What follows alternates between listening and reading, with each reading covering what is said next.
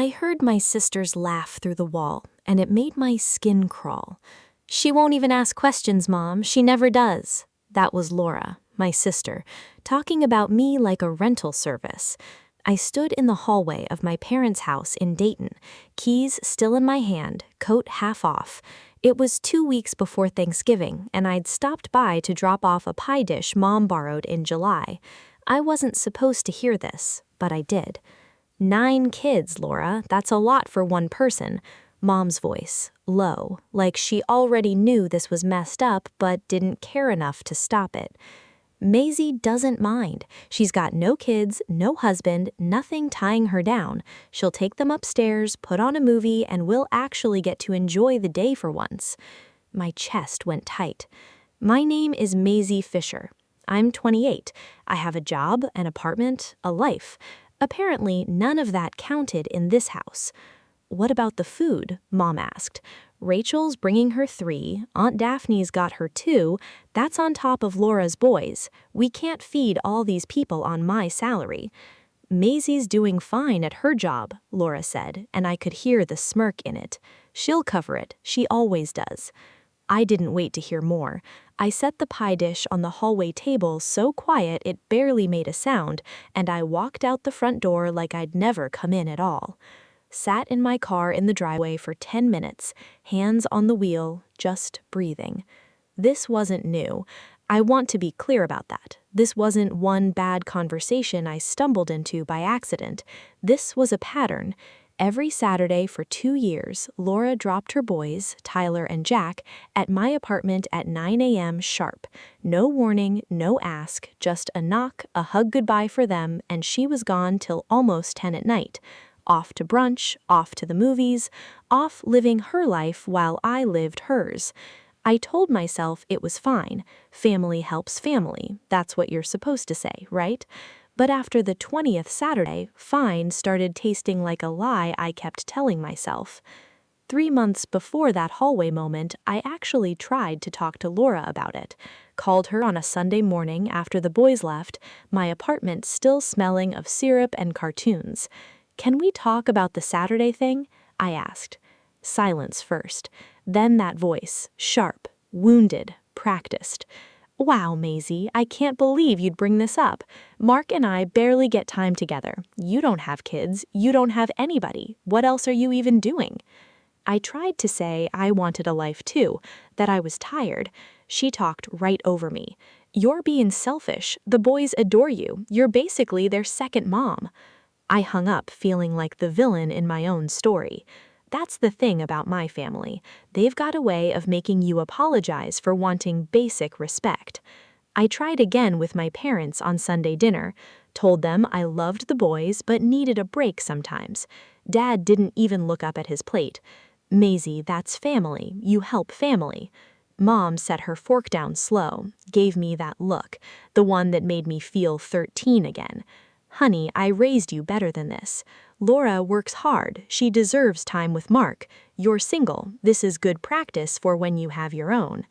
I sat there and took it, nodded, ate my dinner like a good daughter, drove home in the rain thinking about being 16, stuck babysitting cousins on a holiday while the adults drank wine by the fire. Nothing had changed in 12 years. Not one thing. So, when I heard that call through the hallway wall, heard my own mother and sister planning my Thanksgiving without asking me a single question, something in me just stopped bending. I drove home that night and didn't cry. I want you to understand that. I didn't cry. I opened my laptop instead and pulled up a text thread I hadn't touched in months. My friend Alicia Byrne, who'd been begging me for 2 years to come up to her family's place in Asheville for the holidays. "You still serious about that cabin invite?" I typed. 3 dots. Then, "Dead serious. Come on, we'll actually have fun for once." I stared at that message for a long time. Then I looked at the grocery list Mom had texted me an hour earlier, the one where I was supposed to cover turkey, sides, and dessert for 22 people, because you're doing so well at your job, honey. $2,000 was my number. That was the price tag on being used one more time. I didn't respond to Mom's list. Not yet. Instead, I typed back to Alicia, "Count me in, I'm done playing their game." I had no idea yet how bad it was going to get once they realized I meant it. No idea that Thanksgiving Day would end with my phone exploding, with my own sister screaming down the line, with my parents standing in my apartment 3 days later looking at me like I'd committed a crime. All I knew sitting in my dark kitchen with that message sent was that for the first time in years, I wasn't scared of what came next. If you've ever been the one everyone counts on but nobody actually sees, drop a comment. Tell me I'm not the only one. And if you want to see what happens when Maisie finally says no to her family's face, hit subscribe because this story's just getting started.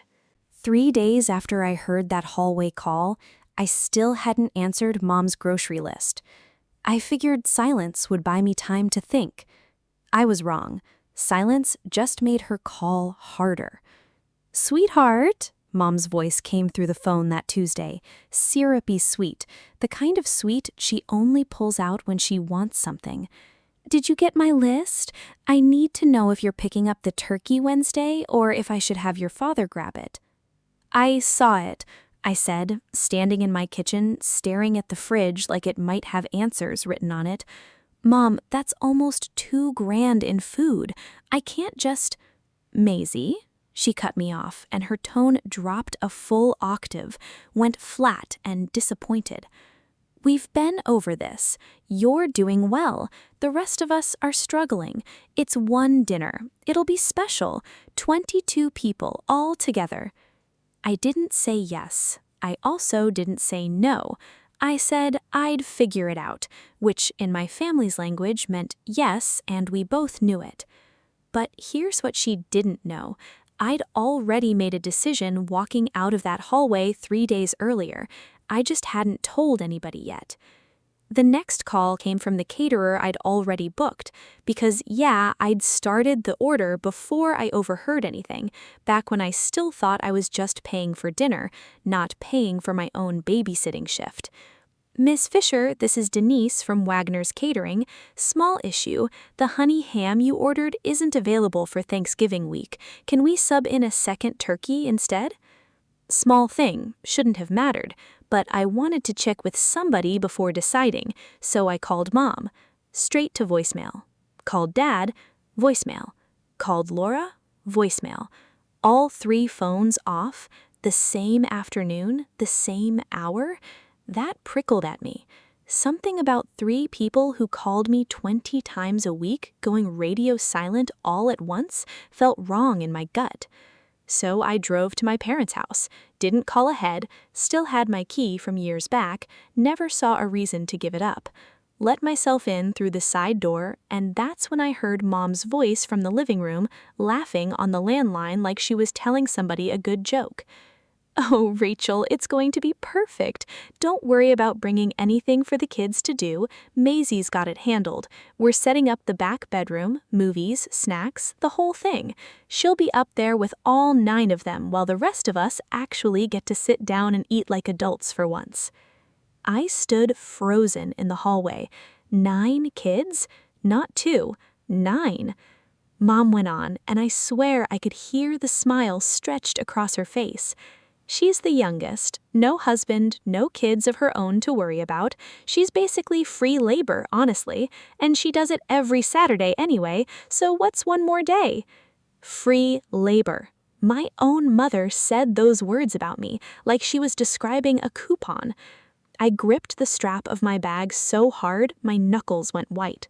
I thought about walking in right then, screaming, throwing every plate off that dinner table. Instead, I backed toward the door, quiet, careful, my heart slamming against my ribs. The call ended. Mom's footsteps came down the hall.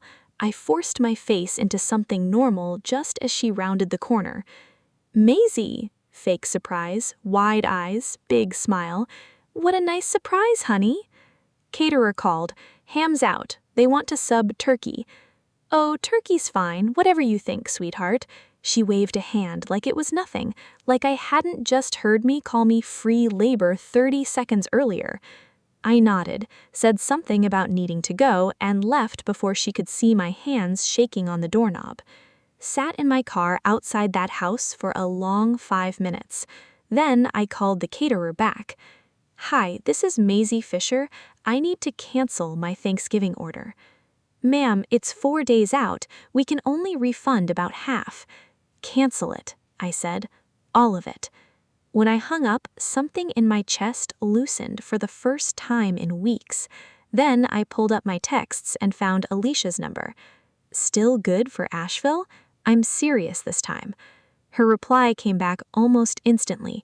"Girl, yes. Drive up Wednesday. We're heading to the cabin first thing Thursday morning. Bring boots. It's snowing up here." I sat in that driveway, engines still running, and started making a list in my head. Clothes, charger, the red flannel scarf my grandmother gave me before she passed, the one I always grabbed when I needed to feel steady. I wasn't just skipping a family dinner, I understood that. I was about to blow up something my family had built their whole holiday around, a plan where I cooked, paid, and disappeared upstairs with a room full of kids while everyone else had a normal Thanksgiving. For once, I wasn't going to play my part. What I didn't know yet, what I couldn't have known sitting in that driveway, was that Laura had already told 3 separate relatives I'd confirmed watching the kids, that Mom had already promised Rachel and Aunt Daphne there'd be 0 stress, 0 interruptions, a perfect day. They'd built their whole Thanksgiving around a version of me that didn't exist anymore. And I was about to leave every single one of them standing in the wreckage of their own plan. Wednesday morning, I packed my car in under 20 minutes. Didn't need much. Jeans, boots, the red scarf, a couple sweaters for the mountains. Felt strange how light a bag could feel when you weren't dragging guilt along with it. Dayton to Asheville is about 6 hours if traffic behaves. I hit the road by 10, coffee in the cup holder, phone on silent in the passenger seat. Somewhere around the Kentucky line, I actually turned the radio up loud enough to sing along to something dumb and pop and stupid. Hadn't done that in years. Alicia's family place wasn't some Pinterest fantasy. It was a real cabin. Wood paneling, an old wood stove, a porch that creaked when you walked on it. Her parents, Arthur and a woman everyone just called Miss Eve, met me at the door with actual hugs. Not the stiff kind my family did for photos. Real ones. "You made good time," Arthur said, waving me inside. "Storm's supposed to roll in tonight. Good thing you beat it." We spent that first evening playing cards at the kitchen table, some game I didn't fully understand the rules to, losing badly and laughing about it. Miss Eve made hot chocolate from scratch, the real kind, with shaved chocolate melting into the milk. I sat there wrapped in a blanket somebody handed me without asking, and I remember thinking, nobody in this room needs anything from me. Nobody's waiting for me to fold laundry or watch a kid or foot a bill. It felt foreign. It felt like relief with a guilty aftertaste, like I was getting away with something I shouldn't be allowed to have. Wednesday morning, Thanksgiving Day, we drove up into the mountains to a smaller cabin Alicia's family kept for the holiday. Snow on the pines, smoke curling out the chimney before we even got the door open. Inside smelled like cedar and turkey already roasting. Alicia's aunt, a sharp, funny woman, put me straight to work chopping onions, which honestly felt good. Work I chose. Work with people who said thank you. Around 3 p.m., my phone buzzed on the counter where I'd left it. I glanced over. "Mom." Alicia caught my face. "You gonna answer that?" "Yeah," I said, and stepped out onto the porch, cold air hitting my face like a slap. "Maisie, where the hell are you?" Mom's voice was already cracking, sharp with panic. Behind her, I could hear voices, plates clinking, somebody's kid crying. "Everyone's here. The food never showed up. What is going on?" I looked out at the snow, at the tree line, at a world that had nothing to do with that kitchen back in Dayton. "I'm not coming, Mom." Dead silence on the line. Then quieter, almost confused. "What do you mean you're not coming? Don't be ridiculous. Get in your car." "I heard you," I said, steady. Last week, at the house, on the phone with Rachel, I heard the whole thing. The back bedroom, the 9 kids, calling me free labor because I don't have a husband or kids of my own. I heard all of it, Mom. The silence changed texture, went from confused to cold.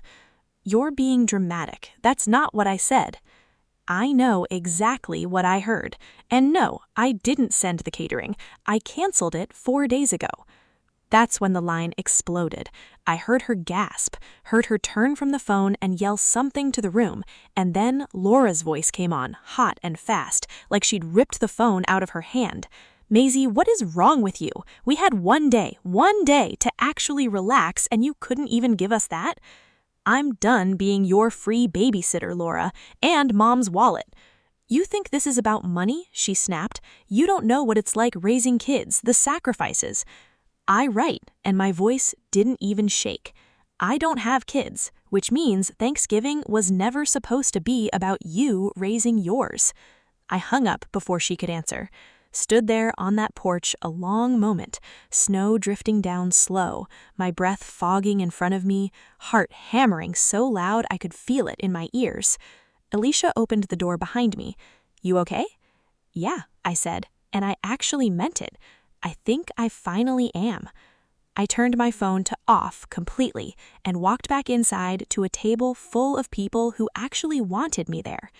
I didn't turn it back on until the next morning. When I did, the screen lit up so fast it looked broken.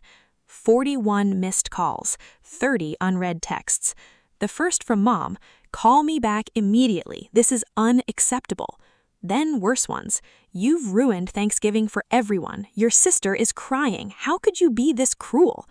Dad's text cut the deepest, short and cold. "We had to send people home with nothing. This is on you."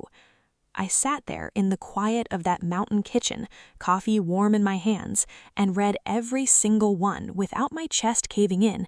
That surprised me more than anything. I expected guilt to come flooding back in like it always did. It didn't. What came instead was something worse for them and something better for me. I realized I didn't care. Not about the chaos, not about the relatives who left early, not about the version of me they'd built their whole holiday around. But I also knew this wasn't over. My family doesn't lose control quietly, and 3 days later, there was a knock on my apartment door that told me exactly how far they were willing to go to get that control back. 3 days after I got back to Dayton, I was standing in my kitchen with a coffee mug halfway to my mouth when the knock came. Not a normal knock, hard, fast, angry enough to rattle the door in its frame. I looked through the peephole and already knew before I even saw them clearly. Mom, Dad, Laura, standing shoulder to shoulder in my hallway like a firing squad. I thought about not answering. For 1 second, I actually considered it. Then I figured, no, I wasn't running from this. Not anymore. I opened the door. "Don't you hi us," Mom snapped, pushing past me into my apartment before I even said a word. Dad followed, jaw locked tight. Laura came last, arms crossed, eyes red-rimmed but furious, not sad. My apartment felt smaller with all 3 of them in it. I set my coffee down slow, giving myself a second to breathe. "We need to talk," Dad said, not a question. "Okay, let's talk." Mom's voice cracked first, tears already there like she'd been saving them up the whole drive over. "How could you do this to us, Maisie? 22 people sat down to nothing. Nothing. We had to tell everyone there was some mix-up with the caterer. We looked like fools." "Rachel's family thinks we're a disaster," Laura cut in, voice climbing. "Mark's brother kept asking why we don't have a backup plan for anything. I was mortified." "And the boys," Mom said, hands flying up. 9 kids running through that house with no plan, no supervision. It was chaos, Maisie. Chaos. I felt something in me that used to flinch, just not flinch. I looked at her steady. "Sounds rough, having to actually watch your own grandkids for one holiday." "Don't be smart with us," Dad barked, stepping closer. "You know exactly what you did." "Yeah," I said, and my voice didn't shake at all. "I do. I chose not to be your unpaid babysitter and your personal caterer in the same day. I chose myself for once. You're our daughter, Mom said, tears spilling now, but I'd seen this move too many times to fall for it. Family helps family. That's not what this was. You wanted me to pay $2,000 for dinner, then disappear upstairs with 9 kids while everybody else had a normal holiday. That's not help, that's being used. You're so selfish, Laura snapped, voice cracking like a whip. We work hard all week. We deserve one day to relax. And I don't work hard? I shot back.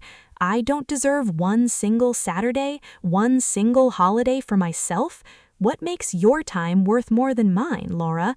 You don't have kids, she yelled. You don't understand what it's like. I felt my hand tighten around the edge of the counter. Somewhere behind me, draped over my kitchen chair, was that red scarf. I didn't even need to look at it to feel steadier. You're right, I said quietly. I don't have kids, which means none of this was ever supposed to be my responsibility in the first place. Mom's face changed then. The tears dried up fast, replaced by something colder, sharper. Fine. If that's how you feel, then we're done. No more invitations, no more holidays. You want to be alone, be alone. Good, I said, no hesitation at all. Laura's mouth actually fell open. You don't mean that. I absolutely mean it. Mom's face crumpled, but her voice stayed sharp. You'll regret this, Maisie. When you're older, alone, you'll regret pushing your own family away. The only thing I regret is doing this 2 years ago. Dad jerked his head toward the door. Let's go. She's made her choice.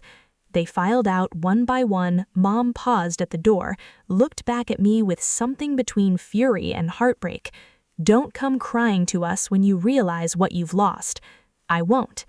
The door shut. I stood in my kitchen a long moment, the quiet ringing in my ears louder than anything they'd just screamed at me. Then I picked up my phone and blocked all 3 numbers, one after another, no hesitation. I told myself that was the end of it. I really believed that.